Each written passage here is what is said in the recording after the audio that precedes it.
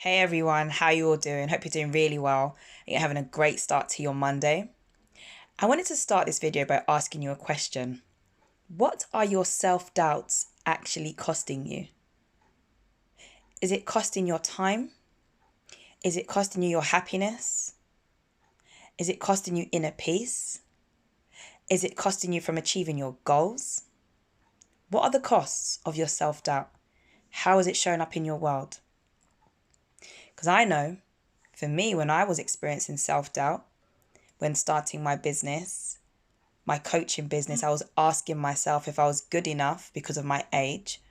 I set out on this journey when I was 23, mother of two to a 3 and a 4-year-old. And I wanted to coach women who were older than me. And I had that self-doubt on my shoulder like a Siamese twin telling me, who are you to show up and coach women who are older than you? Who's going to listen to you, Yvonne? What do you have to share? You're just a teen mum. Don't worry about sharing anything. Your dreams don't matter. That's all the thoughts that I heard all the time. And it took me a long, long time, even though I was going to seminars and I was doing coaching and I was reading the positive books, I still couldn't shake off that voice of self-doubt. And I still have self-doubt now, but the only difference is now I have the tools and I know how to use them and apply them when that ugly voice wants to scream louder than my true, authentic voice. So what are your doubts costing you? Is it stopping you from asking for what you really want? A new promotion, to start your new business, to go out and live your dreams. What does that look like for you? Because yes, you're going to hear so much about 2020, new you, new me, brand new year, great things are happening. Not saying it's not going to happen.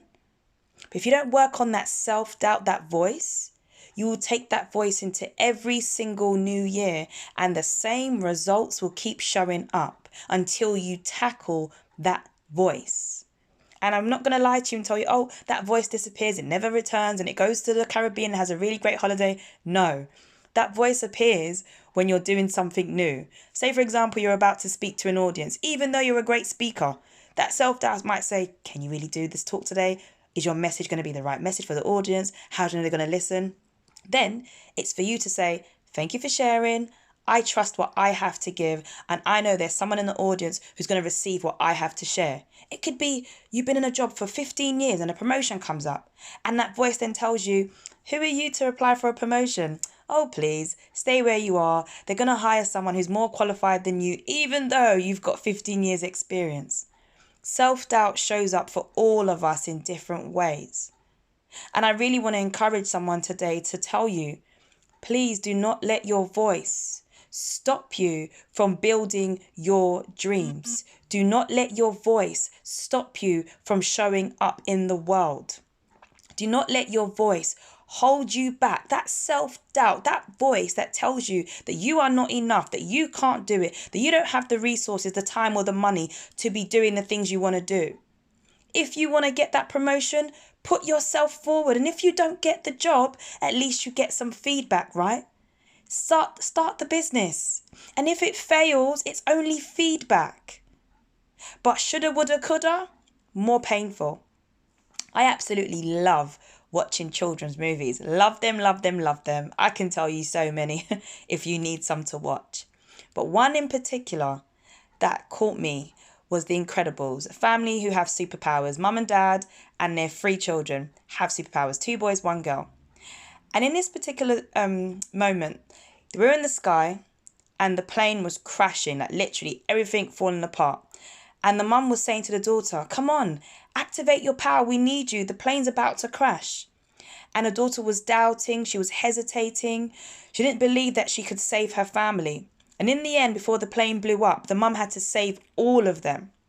And when they sat around the campfire, the mum said to the daughter, and this is the bit where I need you to listen in. The mum said to the daughter, doubt is an expensive luxury that we cannot afford.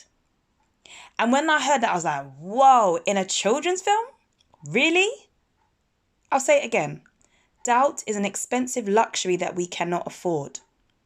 What did that mean to me? It made me think about all the dreams that I was sitting on because I felt that I wasn't ready, because I felt like I wasn't good enough. It made me decide to shine and step up.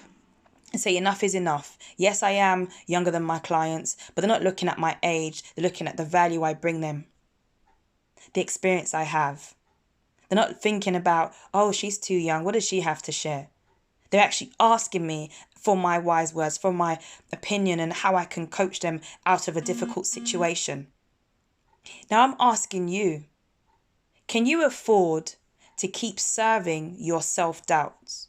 Or is it time to cancel that check and say bye and cancel that direct debit to your self-doubts and welcome in faith, welcome in self-confidence, self-belief? I always say to my students and my clients, if you don't fully believe in yourself, borrow somebody else's belief, borrow mine, borrow your friends and families, but please do not allow yourself to be robbed of your dreams because of a false believing voice that is telling you that you can't do the things that you know in your heart that you want to do.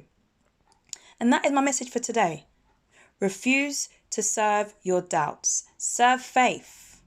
Serve your belief. Serve your dreams. Show up in your power.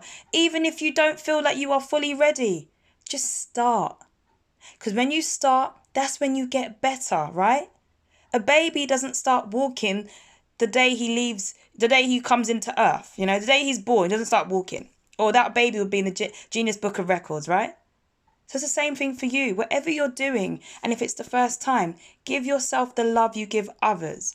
Give yourself the encouragement that you give others too. And even when the doubts appear, remember, you say, thank you for sharing, but I've got this. And you just take one step at a time, because you have everything you need within you to win and to make your life a success. Hope this video adds value to you. If you know anybody else that may want to hear this message, please share it, because we all need that encouragement, right? Have a great day, everyone. Take care.